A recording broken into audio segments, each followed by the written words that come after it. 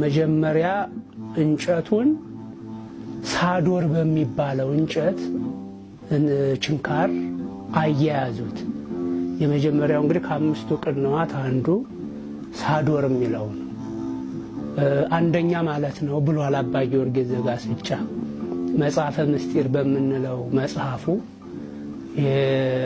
የስቅለትን ቀን አስመልክቶ ነግሁ ላይ ነው ይህንን የሚተነትነው እና ሳዶር ማለት አንደኛ ማለት ነው ይልና በአንደኛው ችንካር ክርስቶስ ተሸክሞት የመጣውን ስምዖን ከአምስተኛው ምዕራፍ ጀምሮ ተሸክሞት የመጣውን እንጨት አገናኙበት፣ እንዲህ አድርገው መስቀል ሰሩበት ይላል ሳዶር በሚባለው ችንካር። ከዛ በኋላ መስቀሉ ተሰራ፣ ክንፍ አለው ማለት ነው። ከዛ ላይ ኢየሱስ ክርስቶስን አጋደሙና ሳዶር አላዶር ነው እንግዲህ ሁለተኛው አላዶር ነው። አላዶር በሚባለው ችንካር ደግሞ ቀኝ እጁን ከመስቀሉ ቀኝ ክንፍ ላይ አያይዘው አላዶር በሚባለው ችንካር መቱት። አሁን ከሰውነቱ ያረፈው የመጀመሪያው ችንካር አላዶር የሚባለው ነው። ሳዶር እንጨትና እንጨቱን ነው መስቀለኛ ቅርጽ ያስያዙበት ነው። ሶስተኛው ሳዶር አላዶር ዳናት የሚባለው ነው። ዳናት ደግሞ ግራ እጁ መዳፉ የግራ እጁ መዳፉ ከመስቀሉ ግራ ክንፍ ላይ መስቀሉንና ክብር ምስጋና ይግባው የኢየሱስ ክርስቶስን ግራ እጅ አብሮ የሰፉበት ነው። ሳዶር አላዶር ዳናት የምንለው። ከዛ አሁን ይሄ ሁለተኛው መስቀል ችንካር ሆነ ከሰውነቱ ላይ በማረፍ ሳዶር አላዶር ዳናት አዴራ የምንለው ነው። ሌላው አዴራ የምንለው ችንካር ደግሞ የጌታችንን የኢየሱስ ክርስቶስን እግር አነባብረው የቸነከሩበት ነው። ሁለቱንም እግሮቹን አቋርጦ እንዳለ አገናኝቶ ከዛ ሁለቱንም እግሮቹን ወስዶ ከእንጨቱ ጋር ያያያዘው ነው ይሄ አዴራ የምንለው መስቀል።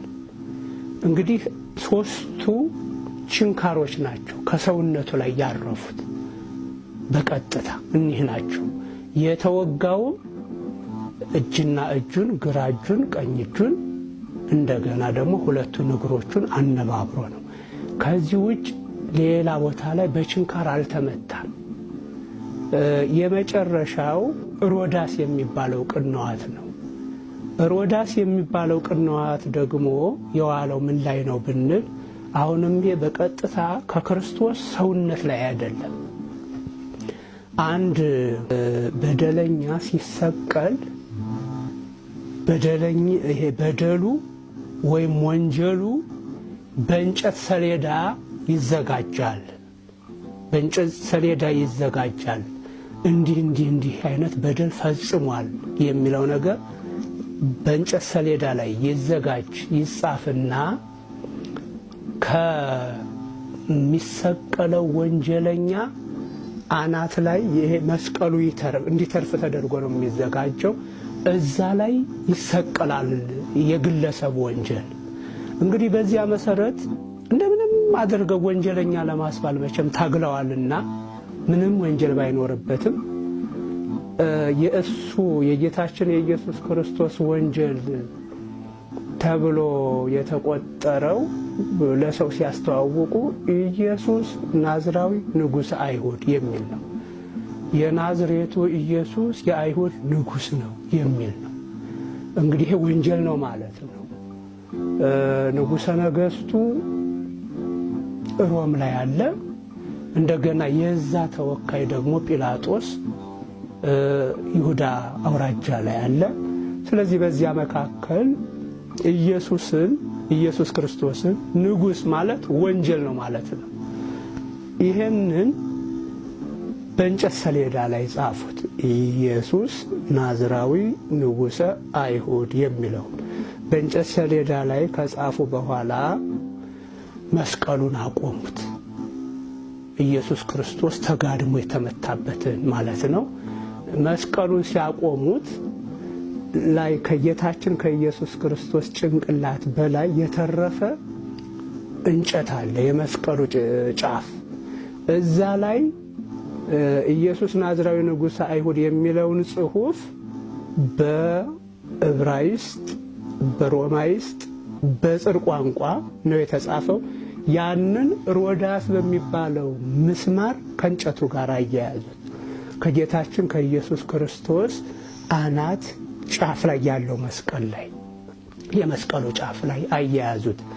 እንግዲህ አባ ጊዮርጊስ ዘጋስጫ እንዲህ አድርጎ ነው የተነተነው። እንግዲህ እኔ እስካየሁት ድረስ አብዛኛው ስዕልም የሚያሳየው ይህንን ተንተርሶ ነው። እጅና እጁ በችንካር ተወግቶ ሁለት እግሮቹ ተነባብረው በመስማር ተሰፍተው እንደገና ከግንዱ ጋር መያያዛቸውን ነው ያየኋቸው ስዕላት የሚያሳዩትም መደረግም ያለበት ይሄ ስለሆነ። ከዚያ ውጭ አልተወጋም። ጭንቅላቱ ላይ ብቻ የሾህ አክሊል ተዘጋጅቶ ጭንቅላቱ ላይ ተሰፍቷል። ያ የሾህ አክሊል የጭንቅላቱን ቆዳ እየበሳ አድምቶታል። ከዛ በኋላ የጌታችን የኢየሱስ ክርስቶስ ቅድስት ሥጋው ከቅድስት ነፍሱ ወይም ቅድስት ነፍሱ ከቅድስት ሥጋው ከተለየሽ በኋላ በጦር ተወግቶ ጎኑ ላይ ደምና ውሃ ፈሷል። ነፍሱ ከወጣች በኋላ ነው ይሄ የሆነው። ቅንዋት የምንላቸው ግን ከሰውነቱ ላይ ያረፉት ሶስቱ ናቸው። ሁለተኛው፣ ሶስተኛውና አራተኛው። አንደኛው ቀኖት እንጨትና እንጨቱን ያያያዙበት ነው። አምስተኛው ቀኖት ደግሞ ቅድም እንደገለጽሁት ኢየሱስ ናዝራዊ ንጉሠ አይሁድ የሚለውን ጽሑፍ የያዘውን የእንጨት ሰሌዳ ከክርስቶስ መስቀል ጋር ያያያዙበት ነው እና ይህ ነው አባቶቻችን ሊቃውንቱ ተናግረውም አስተምረውም ጽፈውም ያለፉት። እና ከሊቃውንቶቻችን መካከል ቅድስናን ከእውቀት ጋር እውቀትን ከቅድስና ጋር አስተባብሮ የያዘው አባ ጊዮርጊስም ያስቀመጠልን ይህንን ነው እና በዚህ መልኩ ነው ቤተ ክርስቲያንም የምታስተምረው። ልጆቿም ይህንን አስተምህሮ ይዘን ልንቀጥል ይገባል እላለሁኝ። ወስብሐት ለእግዚአብሔር።